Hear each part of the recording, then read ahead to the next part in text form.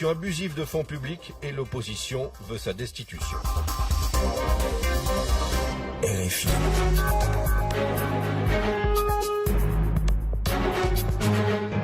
« 7h50 à Paris. Votre invité, Frédéric Rivière. Vous recevez ce matin Hervé Morin, député UDI, ancien ministre de la Défense et président du Nouveau Centre. Bonjour Hervé Morin. Bonjour Frédéric Rivière. Les menaces de sanctions de l'Europe et des États-Unis n'ont manifestement aucun effet sur Vladimir Poutine. Qu'est-ce qu'il faut faire aujourd'hui? Qu'est-ce que l'Europe doit faire? Est-ce qu'il faut prendre acte de l'annexion de la Crimée ou trouvez-vous des moyens de pression plus efficaces? C'est extrêmement difficile, disons-le. Pourquoi sommes-nous embarrassés? Sommes-nous embarrassés? Pourquoi? Tout simplement parce que, d'une part, on a noué des relations extrêmement étroites avec la Russie. Nous avons, par exemple, des relations bancaires extrêmement fortes avec la Russie. Nous avons des échanges énergétiques extrêmement forts. Une dépendance. Donc il y a une interdépendance de nos économies, et notamment d'une économie européenne qui est en convalescence. Deuxièmement, en effet, il y a la question de la Crimée. C'est un sujet. Mais moi, la question que je me pose, c'est ok, Poutine décide d'annexer la Crimée. Alors après, on peut considérer que la Crimée a été ukrainienne dans une espèce de mouvement, 1954, sans qu'il y ait réellement de fondement, tout cela. Mais pourquoi Poutine s'arrêterait-il là? C'est ça la première question. Et que ferions-nous si Poutine ne s'arrêtait pas là?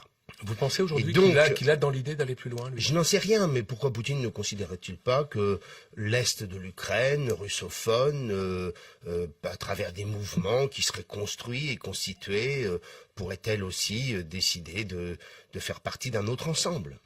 Et donc il faut bien qu'à un moment ou un autre, l'Europe et les États-Unis, je dis et les États-Unis, décident ensemble d'une réaction qui soit une réaction extrêmement ferme. Très clairement, il faut qu'on ait une unité complète. S'il n'y a pas d'unité entre les deux rives de l'Atlantique, on n'arrivera à rien. Que doit-on faire? Quelle forme doit prendre cette réaction? Alors, il y a des réactions... Des sanctions économiques, sachant, vous le disiez, on est dans une économie convalescente, qu'il y aura des représailles. Le ministre russe des Affaires étrangères l'a déjà dit. Oui, alors... c'est pas le gel d'avoir de quelques dizaines d'oligarques qui suffit, ce n'est pas de demander telle ou telle procédure administrative pour entrer sur le territoire national, tout ça n'est pas à la hauteur. Soit on décide d'une réaction extrêmement ferme qui est une réaction sur nos échanges économiques avec les conséquences pour chaque économie européenne, et puis deuxièmement, il faut tirer les conséquences de cette crise. Et je dis depuis longtemps que nous devons changer nos lunettes. Nous devons cesser d'avoir des lunettes qui soient les lunettes de la guerre froide, parce que nous n'en avons pas réellement changé. Et par ailleurs, il faut que les Russes cessent de considérer qu'ils sont dans une espèce d'encerclement, dans ce fantasme historique de la Russie encerclée par les puissances occidentales. Et donc, pour cela, nous avons besoin de construire une institution, une organisation permettant à la Russie et à l'Union européenne de discuter en permanence, d'être dans l'échange, dans la résolution anticipée des éventuels conflits qui pourraient naître, afin que nous créions un dialogue nouveau avec les Russes. Nous ne l'avons jamais fait. Vous êtes favorable, vous, à cette réaction très forte, à des sanctions économiques importantes?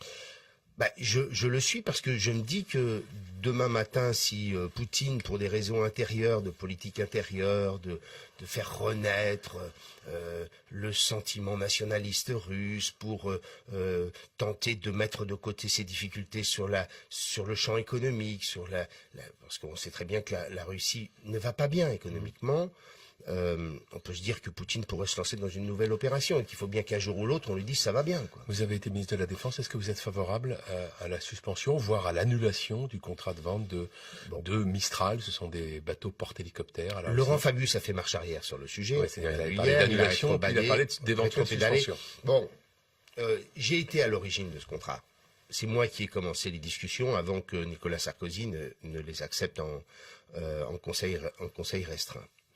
Je pense qu'il faut, pour l'instant, très clairement, dire aux Russes que les bateaux ne sont pas livrés.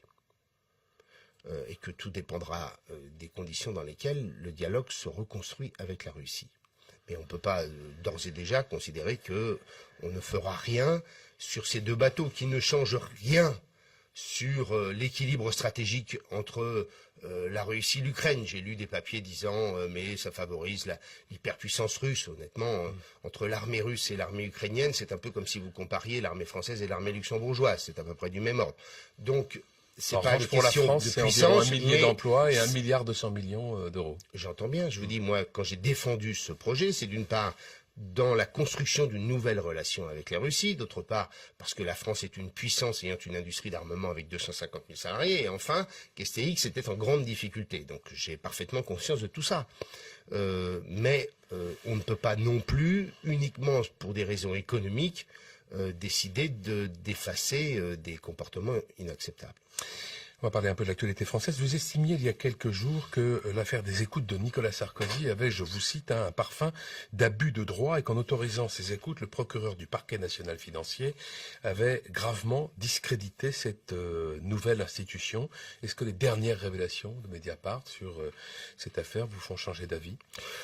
J'y avais dit il y a 15 jours dans un média le lendemain de la sortie de ces informations que 9 mois ou 1 an d'écoute téléphonique, c'était en effet extrêmement curieux, une espèce de ligne de fond où on cherche en mettant des écoutes permanentes sur un avocat avec les risques sur les droits de la défense. Tout ça me semblait parfaitement curieux.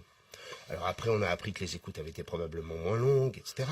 Ce qui est sûr, c'est que, très franchement, les cris d'orfraie sur les mots employés par l'avocat de Nicolas Sarkozy, Maître Herzog, ça mérite pas tout ça. Je veux dire que dans des conversations privées... Vous parlez de l'expression « les bâtards de Bordeaux ». Quand on a des conversations privées, on a parfois de la trivialité, de la vulgarité. Tout ça ne relève absolument pas de la qualification d'une situation ou de, grosso modo, d'un comportement politique. Je trouve qu'on a fait beaucoup de cas de propos qui sont des propos privés, qui n'ont absolument rien à voir avec les informations judiciaires en cours. Maître Herzog a contre-attaqué hier soir en indiquant que les informations qu'il avait obtenues, il les avait obtenues dans le cadre d'une procédure judiciaire normale. Voyons ce qu'il en est. Derrière tout ça, il y a un sujet de fond. C'est la déréliction des institutions françaises. On voit bien qu'on est au bout d'un système. Que le fossé entre la sphère politico-médiatique et les Français n'a jamais été aussi immense, que la nausée qu'inspire la vie politique française à l'égard pour nos compatriotes est absolument extraordinaire. Elle est patente, on la sent, elle est palpable. Et qu'enfin, les Français constatent que le pouvoir est impuissant. Et donc nous avons besoin de revoir, à mon sens, nos institutions, qui sont des institutions reposant sur une élection, qui est l'élection présidentielle, qui corrode la vie politique française, qui empêche l'expression d'un projet politique, qui empêche la construction d'un projet compris par les Français et qui leur permet d'avoir une compréhension du monde nouveau qui est en train d'émerger. En quelques secondes, vous croyez que Nicolas Sarkozy a encore son avenir politique devant lui ? Oh, je pense que, je vais vous dire une chose, je pense que les Français pensent tellement que nous sommes tous les mêmes, qu'ils n'ont pas énormément d'illusions sur notre, c'est terrible de dire ça, mais sur notre authenticité. Et donc en clair, ce qu'ils demandent avant tout, c'est d'avoir des hommes et des femmes qui soient capables d'agir. Et qu'ils placent sur un second rang, malheureusement, et on le voit à travers des sondages où des maires qui ont pourtant géré leur ville de façon absolument douteuse vont être réélus parce que ils ont le sentiment que les Français ont le sentiment que ça marche, et donc peu importe si les principes et les valeurs sont parfois un peu piétinés. Merci Hervé Morin. Bonne journée. Hervé Morin, président.